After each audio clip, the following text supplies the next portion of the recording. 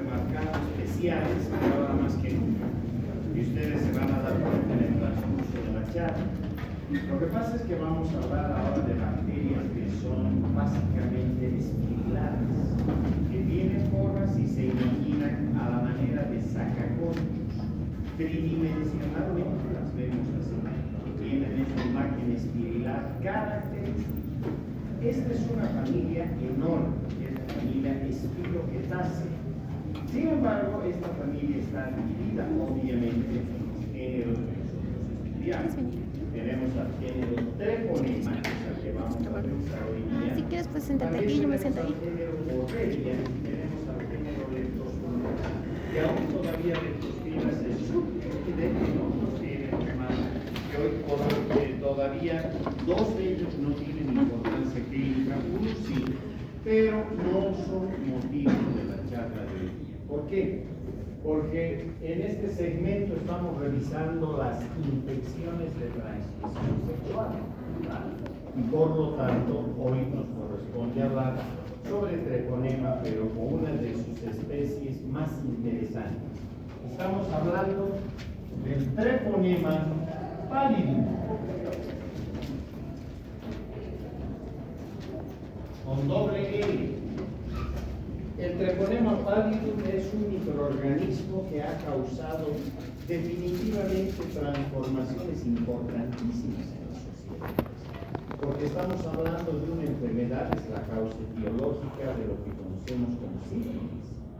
Y de hecho, la microbiología contemporánea no solamente habla de especies, sino de subespecies. De ahí que van a encontrar en algunos libros, en algunas publicaciones, que nos referimos a esta bacteria como el treponema del género treponema, la especie pallidum, subespecie pallidum. Como también solamente la van a encontrar como treponema pallidum, ¿de acuerdo? Decíamos, esta bacteria se convierte en la causa etiológica de la sífilis. Y la sífilis es una patología que nos ha marcado como humanidad. No es una enfermedad reciente, es una patología que tiene bastante antigüedad. Es más, si nosotros revisamos en principio algunas características históricas, tanto de la enfermedad como de lo que ha sucedido alrededor de esta, en realidad empezó a cobrar importancia precisamente cuando Cristóbal Colón y sus marineros llegaron a estas tierras.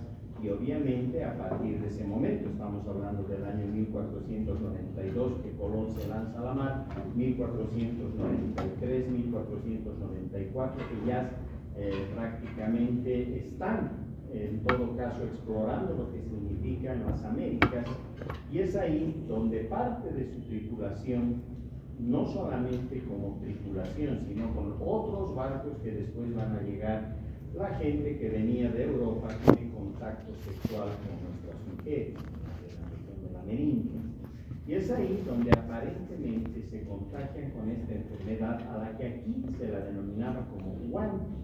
En realidad este es un término que deriva del quechua, más referido en todo caso a lo que se conocía en el Imperio Incaico.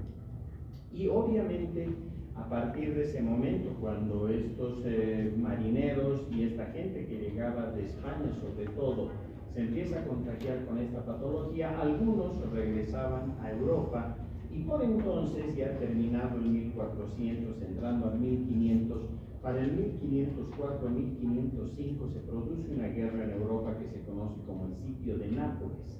Se enfrentan dos reyes y muchos de los que volvían de las Américas se enrolan como soldados mercenarios en cualquiera de los dos bandos. Obviamente empiezan a transmitir la enfermedad en la medida también de que tenían contacto sexual con, en este caso, con mujeres europeas. Y se observa que esta patología se desarrollaba con mayor velocidad que normalmente debía ser. Aparecían muy rápido las lesiones iniciales, progresaban a cuadros gravísimos en cosa de meses, en cosa de un año. Generalmente ya estaban falleciendo a consecuencia de las lesiones que provocaba esta enfermedad. Y obviamente la empezaron a denominar de acuerdo a de donde creían que venía. Era una guerra prácticamente que enfrentaba casi a toda Europa, por lo tanto le llamaron el mal polaco, porque pensaban pensaron que eran las tropas polacas que portaban esta enfermedad. Le llamaron el gálico porque pensaron que eran los franceses que la portaban.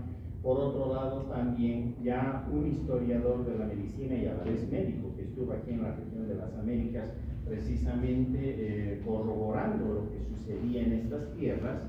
Estamos hablando de Gonzalo Fernández de Oviedo, uno de los primeros médicos españoles que llegó a esta región y pudo describir lo que él observaba.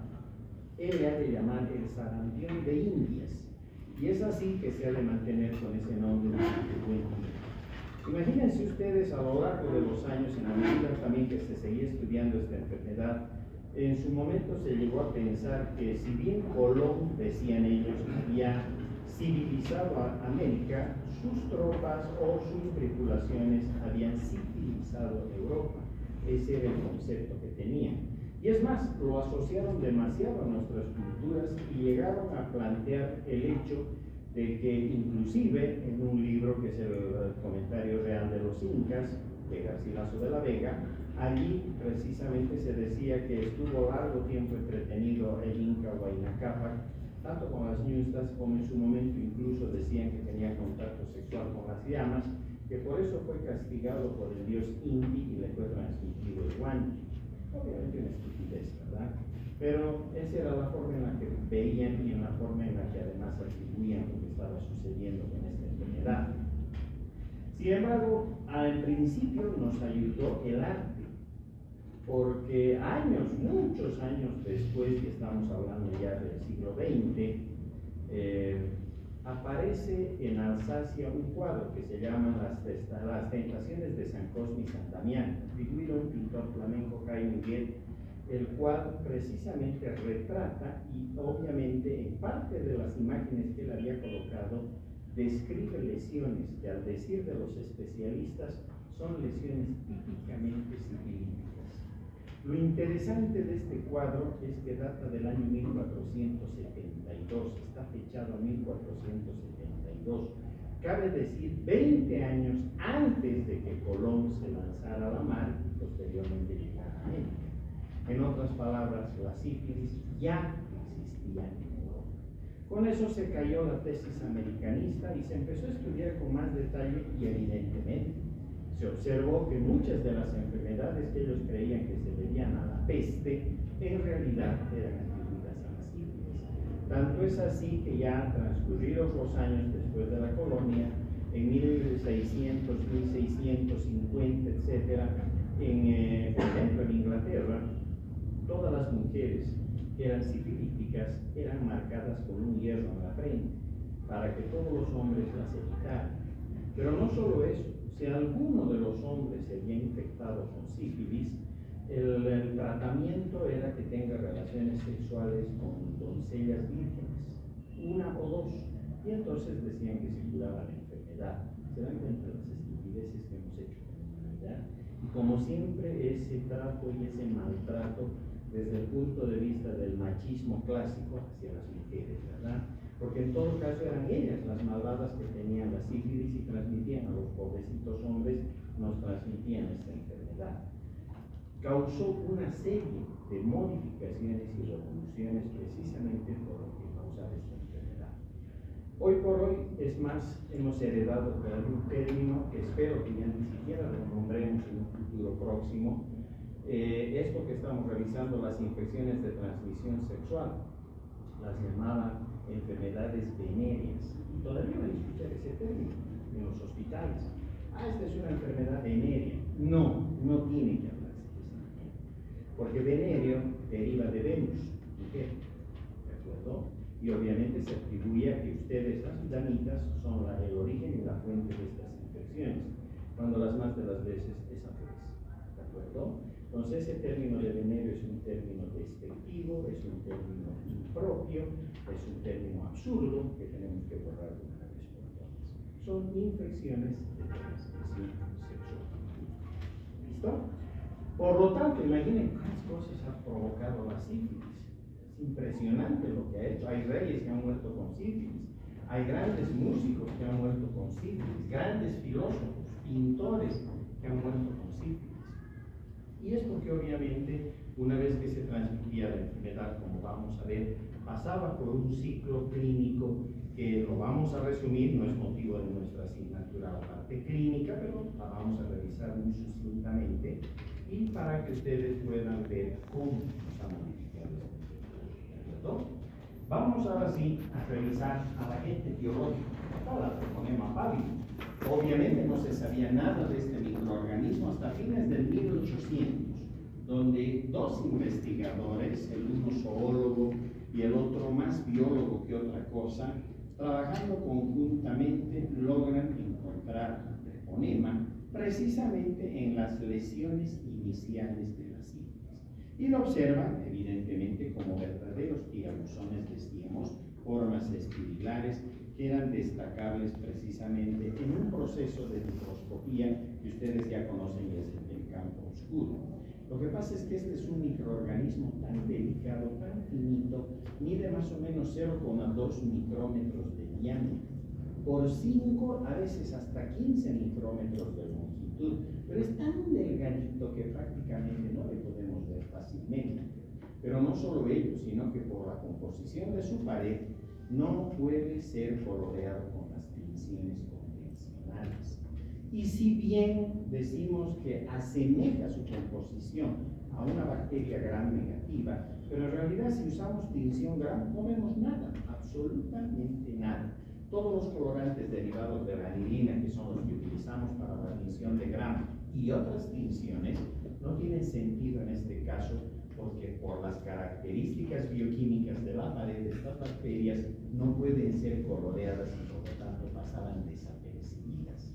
En cambio, Chaudin y Hoffman, que son los dos investigadores que van a encontrar a este agente biológico, van a recurrir a un artificio que ustedes ya conocen. Estamos hablando del famoso sistema del campo oscuro, ¿verdad? Si nosotros hemos dicho, utilizamos una fuente luminosa y además, cuando está pasando hacia la lente frontal del objetivo, sufre la interferencia con un condensador, un disco, que provoque campo oscuro, en otras palabras, que desvíe los haces luminosos. Estos haces luminosos golpean a los objetos que se encuentren, en este caso sobre la lámina fotoobjetos, los van a golpear y van a pasar tangencialmente, van a contornear los objetos. En otras palabras, es lo mismo que cuando ustedes toman una chompa, por ejemplo, una frazada, y sacuden al trasluz. Han visto caer motitas brillantes de polvo, ¿verdad? Es exactamente lo mismo. La luz no puede atravesar cuerpos sólidos, eso es lógico. Pero cuando estos tienen un diametraje pequeño, como las motitas de polvo o las bacterias, las contornean, la luz contornea. Y además es un fenómeno que después fue explicado brillantemente a través de las fórmulas físicas y matemáticas de Einstein, ¿verdad? Por lo tanto, en la medida que la luz contornea estos cuerpos, los hace visibles porque los vemos luminosos en un fondo oscuro, ¿de acuerdo? Eso es lo que hicieron y por lo tanto es aquí donde se empiezan a observar los treponemas brillantes, ¿de acuerdo? A partir de ese instante, descubierto el agente biológico, Chaudin y Hoffman nos entregan la opción de poder diagnosticar ahora sí por laboratorio la enfermedad, pero todavía surgía un problema, explicar la clínica de todo esto. Y para ello teníamos no más que seguir trabajando desde el punto de vista, en su momento, bacteriológico, ¿verdad? A principios del 1900 se intenta sembrar a esta bacteria en una batería de medios de cultivo y ver qué otros medios podían servir. Y la respuesta es la verdad, terriblemente desanimante, porque ningún medio de cultivo servía. Hoy por hoy todavía no hemos podido nosotros sembrar esta bacteria en un medio de cultivo artificial, así como a un estafilococo, un Escherichia coli, el Mycobacterium tuberculosis, etcétera, que les podemos sembrar en medios de cultivo artificiales y podemos ver su desarrollo. En treponema no hemos podido hacer esto, ¿no? Hoy por hoy todavía no se ha podido encontrar un medio de cultivo artificial para el treponema pallidum. Evidentemente se ha ido estudiando algunas cepas derivadas del treponema pallidum, que se las usan sobre todo para diagnóstico desde el punto de vista inmunológico.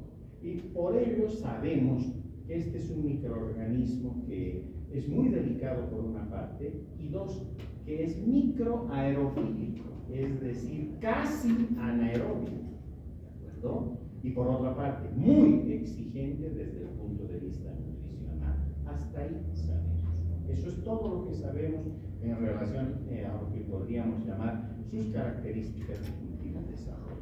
En su fisiología, vuelvo a recalcar, solamente sabemos por ahora de que es muy exigente desde el punto de vista nutricional, casi anaerobio, por eso es microaerofílico, pero además que las variaciones de temperatura le destruyen rápidamente. La temperatura ideal es 35, 36, 37 grados. Si nosotros levantamos la temperatura a 40, 41 grados, rápidamente el microorganismo muere. Y si bajamos las temperaturas a 20 grados, 15 grados, soporta horas y después muere. ¿De acuerdo? Y resulta increíble, ¿no? Porque no hay mosquitos que le transmiten, garrapatas que le transmiten, no puede ser portado por las patas de una mosca, es decir, solo pasa por contacto directo. Y si así es, imagínense qué tan sencillo sería hacer desaparecer esta enfermedad del planeta, ¿verdad? Si no hay vectores, si no hay reservorios, si en la cadena de transmisión solo estamos en este caso los humanos, significaría que con un poco de sentido común, aunque no es el más común de los sentidos, pero se supone que deberíamos hacer desaparecer esta enfermedad del planeta. Y al contrario, se creyó en su momento, en la década de los 60, 70 del siglo pasado, 1960, 1970, se creyó que la sífilis iba a desaparecer hasta llegar al año 2000. Hoy por hoy, al contrario, la sífilis ha aumentado, pero de una manera impresionantemente grande en todos los países del mundo. Son pocos los países que tienen números todavía relativamente bajos en sífilis. Por ejemplo, los países nórdicos, Dinamarca, Noruega, Suecia, tienen números bastante pequeños en sífilis. No así el resto del planeta, donde hemos visto que han empezado a aumentar los casos de sífilis y prácticamente nos están colocando en una situación bien difícil. Ya comentaremos el porqué. Perfecto. Así que entonces, qué fácil, ¿verdad? Este tema, porque mucho no hay que recordar. No tenemos medios de cultivo, ya sabemos cuáles son las características, y en todo caso, lo que nos conviene más bien saber es qué tiene esta bacteria desde el punto de vista morfológico, ¿verdad? Si nosotros hacemos un corte de esta bacteria y observamos con microfotografías electrónicas, es decir, logramos ampliar muchísimo lo que esta bacteria en realidad es, nos encontramos con cosas interesantes. Tienen, si yo voy a dibujar un segmento de esta bacteria, ahí nada más, ¿listo? Estas bacterias tienen una especie de manto alrededor, se llama vaina. Está químicamente constituida por lo que se llaman los glucosaminoglucanos. Parece trabalenguas, ¿verdad? Los glucosaminoglucanos.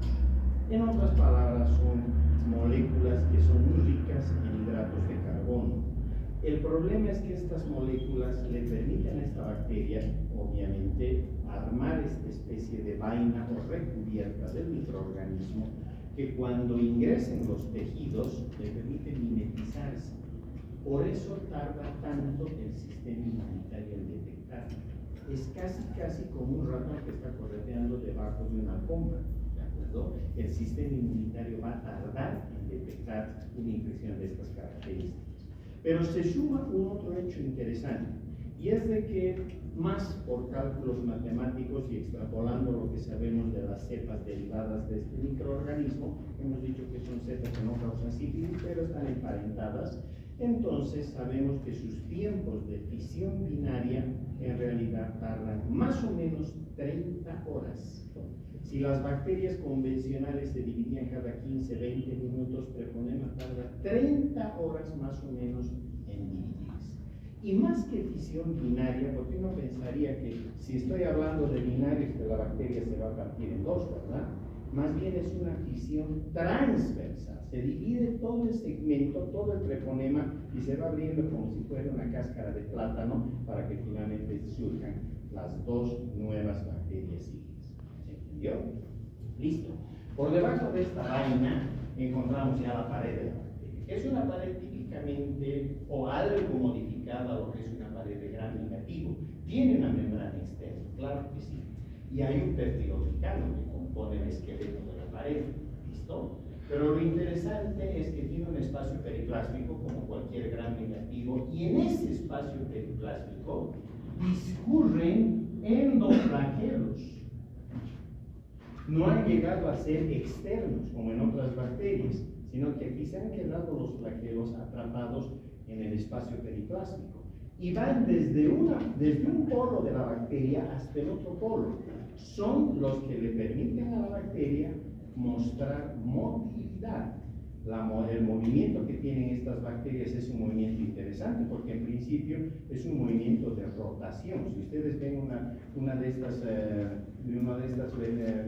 treponemas, las ven rotando alrededor de su eje, como también movimiento de traslación, se mueven, apretando y descomprimiendo las espiras que tienen. Y obviamente el tercer movimiento sale como una sumatoria de estos dos previos, que es el poder comprimir las espiras que posee. Es como un resorte, ¿verdad? Se va moviendo como un resorte. ¿Listo? Entonces, esa motilidad está asegurada por estos endoflagelos. Y desde ya, luego ya está la membrana celular corriente y el citoplasma con las mismas características de cualquier bacteria. ¿Listo? Obviamente hay algunas cuestiones que son un poco más específicas, pero no conviene revisarlas, eso les dejamos, como siempre decimos, a quienes en el futuro nos deseen acompañar en la especialidad de la microbiología. ¿Listo? Ahora bien, si no tengo medios de cultivo, ¿cómo puedo hacer el diagnóstico? Y eso es lo que nos va a tomar ahora lo que queda de charla. Porque nuestro diagnóstico va a ir en dos líneas. Tenemos el diagnóstico clínico y tenemos el diagnóstico laboratorial, que tienen que engancharse mutuamente. Por ello es que me veo obligado a comentarles parte de la clínica de esta enfermedad, que las van a llevar además con lujo de detalles más adelante. ¿Listo? En las materias que corresponden. En realidad, este es un microorganismo, vuelvo a repetir, que pasa por contacto directo. O hay una posibilidad extrema que pase a través, por ejemplo, de transfusiones sanguíneas, porque hemos dicho que puede aguantar algunas horas a 4 grados centígrados. Las bolsas de sangre se guardan a 4 grados centígrados, entonces habría la posibilidad de una transmisión de sífilis a través de bolsas de sangre, pero para ello tendría que ser sangre recientemente obtenida y que no haya sido guardada durante mucho tiempo, ¿verdad? O sea, pero abre una puerta de posibilidad de infección. Por eso es que cada vez que queremos donar sangre nos hacen una serie de pruebas, VIH, Chagas, sífilis, ¿cierto? Para ver que lo que estamos donando no esté contaminado, ¿de acuerdo? Segundo, es interesante además observar de que la otra posibilidad para que este microorganismo pueda provocar infecciones es que pase de la mamá embarazada al producto, al bebé. Pero solo lo puede hacer a partir de la 10ª semana de embarazo. Entre la 10ª y 15ª semanas del embarazo, esta bacteria puede atravesar perfectamente todo lo que significa las deciduas maternas y poder pasar al bebé y provocar obviamente una sífilis en el producto. Ya veremos cómo se traduce eso clínicamente. Y obviamente la vía clásica, que es básicamente por contacto sexual. ¿Listo? Olvídense de que la sífilis, la gonorrea se transmiten por el sauna, por las piscinas, es que hay un baño que estaba sucio. Falso. No pasan estos agentes por esas suciedades. ¿Listo? No hay. Lo que pasa es que a veces tenemos que mentir por salvaguardar el matrimonio, ¿verdad? No le podemos decir a la señora, usted tiene sífilis, porque su marido obviamente le ha infectado. Entonces tenemos que mentir, sí, es una enfermedad seguramente en un baño. Ah, sí, en un baño público. Ahí se ha infectado. Porque si le decimos a la señora, es el infectado, ahí se acabó el matrimonio, ¿verdad? Entonces tenemos que hacer el tratamiento de los dos, a lo que le diremos, tú sabes que eres el que ha transmitido, pero hay que jugar a veces de esa manera. ¿Listo? No podemos ser frontales porque podríamos provocar catástrofes. ¿Listo? Pero ustedes ya saben, la realidad. Por lo tanto, tiene que haber un contacto sexual. Lo interesante es que el treponema pallidum fabrica una hialuronidasa, lo que le permite eventualmente mejorar su capacidad para poder atravesar mucosas. Fundamentalmente, puede también atravesar a nivel de piel, pero más fácilmente lo hace a nivel de mucosas. ¿Listo? Una vez de que se produce una puerta de entrada para esta bacteria, imagínense una relación sexual, claro que se van a dar muchas posibilidades de ingreso, ¿verdad? La fricción, etcétera, provoca microerosiones que son portones para que pase el microorganismo. Una vez de que este pasa y se instala ahora en la nueva persona, en el paciente, la persona afectada, necesitamos un tiempo prudencial, el cual está calculado en alrededor de 14 a 15 días de prodromos o de tiempo de incubación. No es como otras enfermedades que aparecen o debutan a las 24 o 48 horas, ¿verdad? Una gonorrea, ustedes han estudiado ya creo que este tema, en 24 o 48 horas ya aparecieron los signos y síntomas. Aquí no, tardan 14 15 días promedio, ¿de acuerdo? Porque hemos dicho, tiene esa vaina de glucosamina-glucano, lo que le permite mimetizarse. 2, es una bacteria hasta donde sabemos metabólicamente muy inerte. Y 3, se divide cada 30 horas. Por lo tanto, va a tardar. ¿Listo? Nunca va a aparecer en 24 horas o 48. No. Los signos y síntomas van a aparecer pasados los 10 días con un promedio de 14, 15 días, que se puede extender a 20, 25 días. Pero el promedio usual es de 14, 15 días. ¿Listo? ¿Cuándo o qué pasa para que suceda esta aparición? Cuando han sucedido este número de días, la persona obviamente se va a dar cuenta que algo malo está sucediendo. ¿Por qué? Porque aparece un chancro de inoculación, o sea, una lesión ulcerativa. Es una úlcera la que va a aparecer en el punto por el cual ha ingresado un treponema, que no necesariamente es lesión única. Las más de las veces sí, pero pueden haber 2, 3, 4 lesiones. Y usualmente, si estamos hablando de los varones, el lugar más afectado es el surco balano prepucial, ¿verdad? Es el punto clave. Si estamos hablando de las damas, el canal. El problema es de que hay otras lesiones que pueden aparecer y la persona no se da cuenta. Por ejemplo, a nivel rectal, aparecen las lesiones y no se da cuenta la persona, porque son lesiones indoloras, no duelen. ¿De acuerdo? O aparecen en la cavidad oral, ya ustedes se dan cuenta cómo es allá, ¿verdad? Entonces, en la cavidad oral o en la región nasofaringea pueden estar los chancros de inoculación y la persona ni siquiera se da cuenta. Estas lesiones, vuelvo a repetir, son indoloras típicamente, de bordes bien definidos, que además cuando uno, obviamente con toda la bioseguridad, los guantes, palpa la lesión, los bordes son duros. ¿De acuerdo? Están perfectamente establecidos. Generalmente la base de la úlcera es limpia. Imagínense una úlcera limpia, como de una quemadura, que a veces vemos que está limpia, ¿verdad? En algunos casos podemos ver algo de material purulento. Eso es en personas que no se asean a menudo, etc. Las bacterias de la propia piel ya tienen otro portón de entrada, terminan sobreinfectando el chancro de inoculación. Pero un chancro clásicamente es indoloro, de bordes bien definidos y de base limpia. ¿De acuerdo? Aparece este chancro de inoculación. Este chancro obviamente asusta a la persona que en su momento empieza a presentar el cuadro. Pero como no le duele, como no le causa mayores signos y síntomas, pudiera ser de que en un lapso de 7, 8, 10 días la lesión regresiona y aparentemente se cura, cicatriza. ¿Listo? Y la persona piensa que ya se curó, estamos todos felices, pero no es así. Lo único que ha hecho es pasar por la fase primaria de la cicatriz. ¿Listo? Que es la que caracteriza el chancro de inoculación. Ahí cruzamos laboratorio. En la fase primaria, ¿qué podemos hacer? El campo oscuro, ¿verdad? Si nosotros tomamos la muestra de ese chancro de inoculación con una pipetita de pastel, que son pipetas de vidrio con la punta muy finita, o con un poco de suero fisiológico tibio, hacemos el raspado de la superficie de esa úlcera, de los bordes de la úlcera, y cargamos ese material que generalmente aparece casi como un material filante, blanquecino, casi lechoso en algunos casos, y vamos y colocamos en una lámina portaobjetos y le ponemos el cubreobjetos y hacemos campo oscuro, ¿qué vamos a mirar? Esto. Los treponemas activamente moviéndose. Más el hecho de que la lesión apareció 14, 15 días después de un contacto sexual sospechoso sin protección. Ya está fácil, ¿verdad?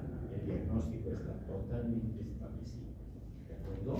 Por lo tanto, aquí el campo oscuro en el periodo inicial se da a partir de las lesiones. Pero sucede que la persona no se preocupó, se asustó un poco, sí, pero vio que pasaban los días y la lesión iba cicatrizando y uno piensa y dice, pues me curé. No es así. Evidentemente, algunas personas curan espontáneamente, aún sin tratamiento, pero ese es un porcentaje muy chico, 5, 6, 7% de los pacientes.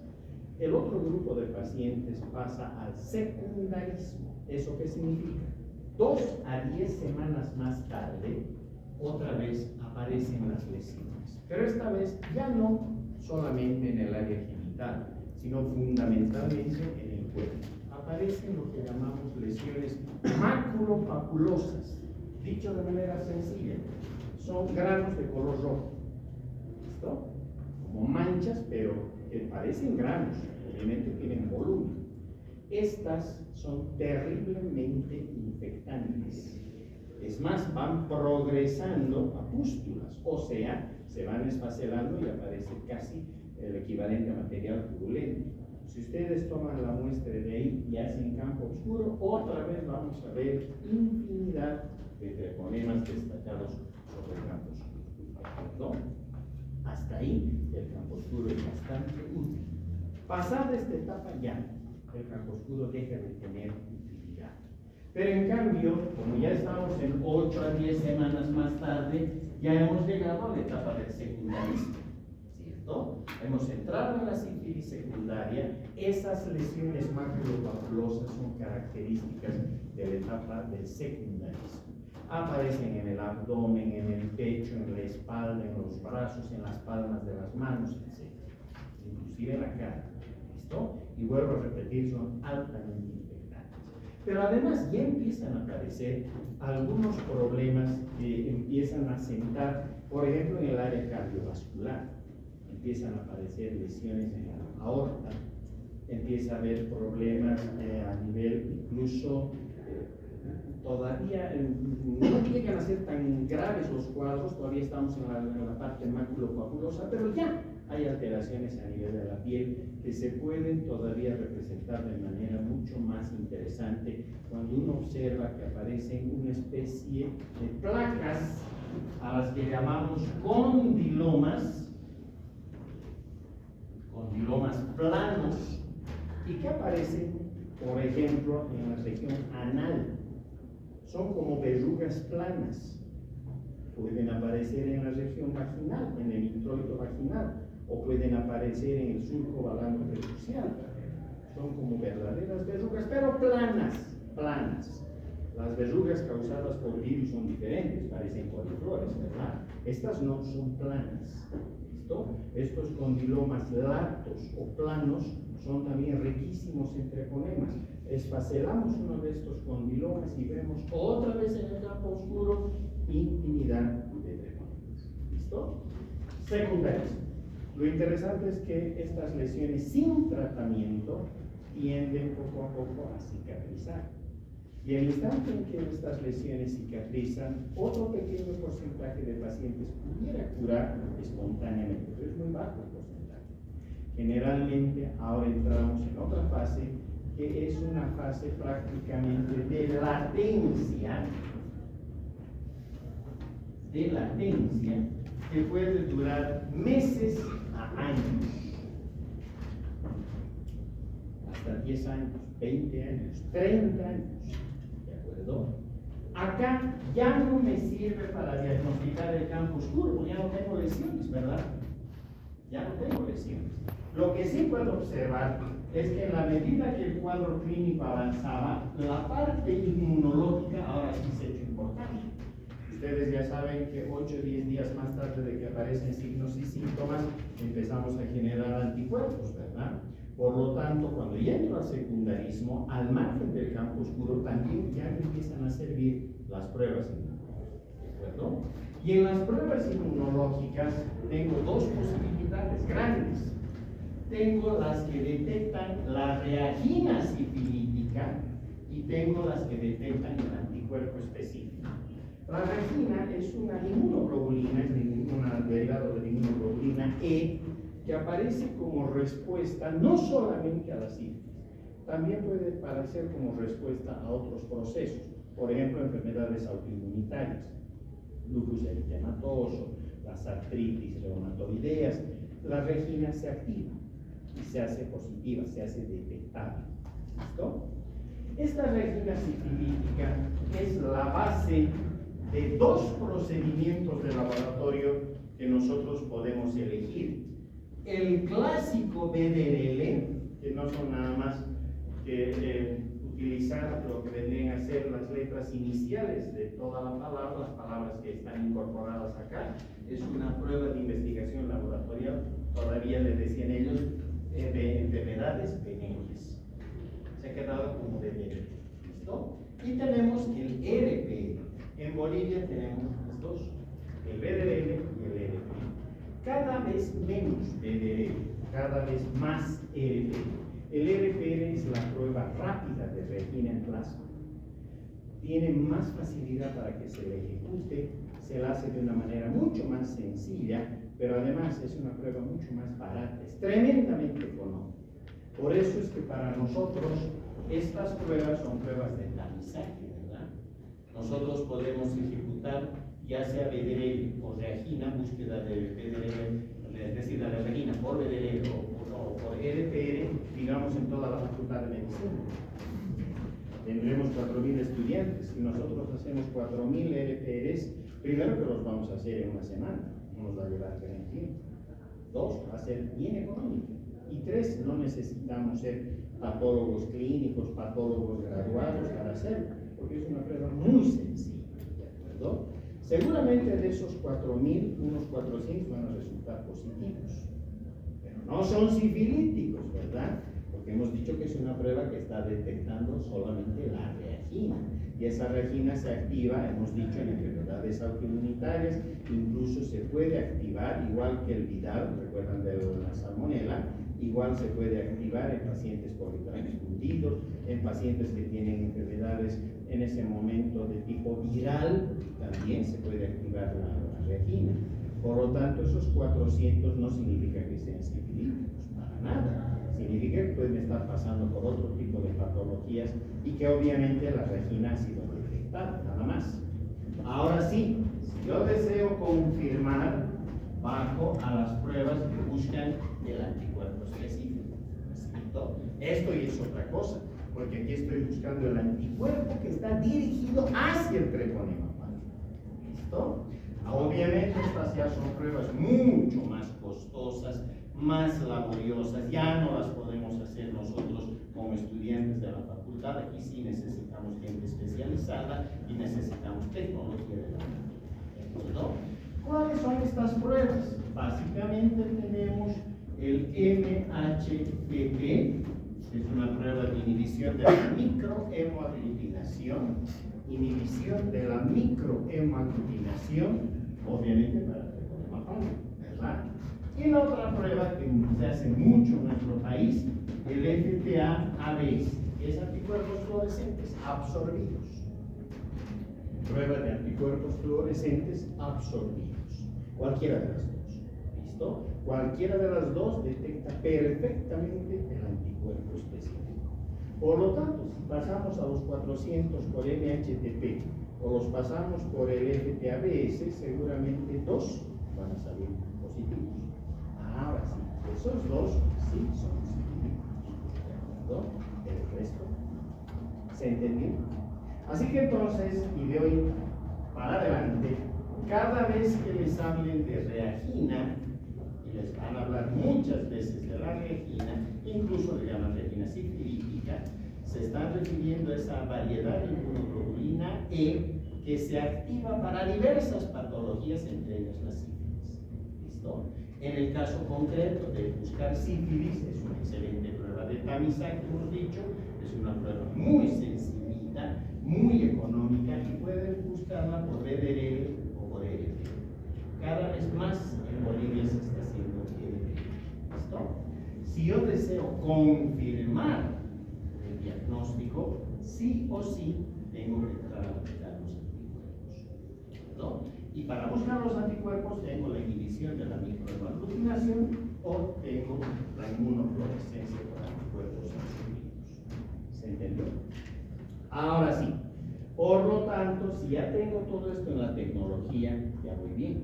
Porque a partir de esta etapa de secundarismo, no solamente puedo hacer campo oscuro con las lesiones en las cuales sé que hay treponemas, sino que a partir de este momento y durante toda la fase de latencia, estas pruebas van a ser positivas. Porque esta es una persona que está cursando, está en fase de latencia, pero clínicamente tiene sífilis, ¿verdad? Por lo tanto, puedo detectar con la tecnología laboratorial, ya sea en este caso de corte inmunológico, puedo detectar la enfermedad. Cuando pasa el tiempo de meses, y hemos dicho hasta décadas, podemos llegar finalmente a lo que conocemos como sífilis tardía, o lo que antes se llamaba la etapa terciaria. En la sífilis tardía, prácticamente estos pacientes ya no son infecciosos, porque generalmente las lesiones se deben a procesos de hipersensibilidad por complejos inmunes. Ustedes ya han llevado la parte de hipersensibilidad, ya saben a lo que nos referimos. Son básicamente pruebas que son armadas para poder trabajar sobre lo que es hipersensibilidad por complejos inmunes.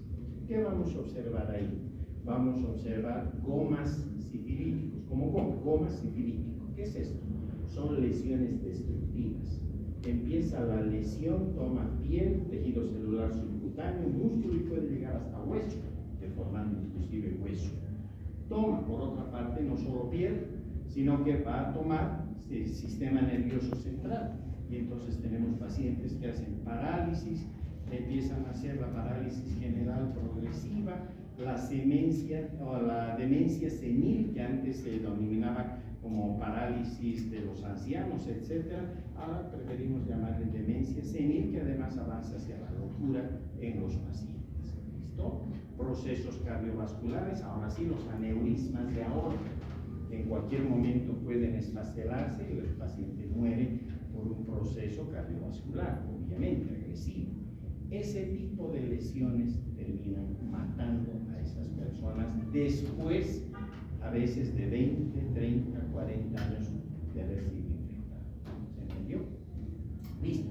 Y hemos dicho que en la parte de transmisión tenemos la sífilis congénita, la neonatal, que es la transmisión de los treponemas desde la mamá hasta el bebé, ¿verdad? Esa sífilis congénita generalmente provoca abortos. Y si no son abortos, provoca mortinatos. ¿Qué significa el mortinato? Que el bebé nace muerto. ¿De acuerdo? O la tercera, nace el bebé, pero ya viene con lo que se llaman las secuelas de la sífilis, obviamente en este caso representadas por la destrucción de los huesos propios de la nariz. O sea, son narices en silla de montar. Imaginen la silla de montar, por lo tanto son cóncavas y convexas, narices respingadas, ¿verdad? Lesión de los huesos por la osteitis. Las tibias en las piernas son curvadas como sables, la tibia en sables. Los dientes son como los dientes de un vampiro, porque están en puntas, aserrados, se llaman dientes de Hutchinson. Un pediatra que fue el primero que observó esos dientes en los niños con sífilis, en este caso con natal, son dientes que están en cierre, ¿de acuerdo? Por otra parte, las iridociclitis a nivel ocular, que generalmente los deja ciegos. Y a veces lesiones también en el oído, que los puede dejar sordos, como también lesiones a nivel cardiovascular. Generalmente son niños que van a morir, ¿verdad? Van a pasar algunos años y van a terminar. Entonces, ese es el panorama de la sífilis clínica. Solo hay dos formas de poder evitar esto. La una es controlar la enfermedad. La controlamos a través del uso de antibióticos, la penicilina. A la fecha no hay resistencia, no tenemos pruebas de laboratorio que no podemos sembrar a la bacteria, pero no hay fracasos terapéuticos con la penicilina. Todo paciente al que se le aplica la penicilina, obviamente en megadosis, va muy bien, sobre todo cuando son cuadros que están en etapa primaria o secundaria. Ya más adelante es más complicado, pero se manejan esos casos. Lo mismo en los bebés que nacen con sífilis, se les pasa por el tratamiento con penicilina y hay una posibilidad de que puedan sobrevivir. ¿De acuerdo? La penicilina es excelente, es el arma número uno. Pero tenemos a veces pacientes que tienen problemas de alergia a los beta-lactámicos, a la penicilina. En ese caso, la eritromicina. ¿Listo? Y hay otros más, pero nos quedaremos con la eritromicina porque ese es un protocolo mucho más probado ya en todo lado. Y la última fase de todo esto, porque me han pedido que le demos unos minutos a un doctor que está candidateando, creo que para decano, le vamos a dar los minutos que nos ha pedido, es así. Pero lo último, si es una enfermedad que pasa de persona a persona, ¿cómo no la vamos a eliminar, verdad? Es absurdo que no podamos hacer. Primero, no podemos ir contra las trabajadoras sexuales comerciales, ¿no? Es una forma de vida y eso es algo más bien que debería el Estado protegerles, porque hay varones también, ¿cierto? Dos, las relaciones sexuales tienen que ser guiadas desde el punto de vista de una verdadera educación sexual. ¿Por qué los noruegos, los daneses, los suecos tienen números tan bajos en infecciones de transmisión sexual?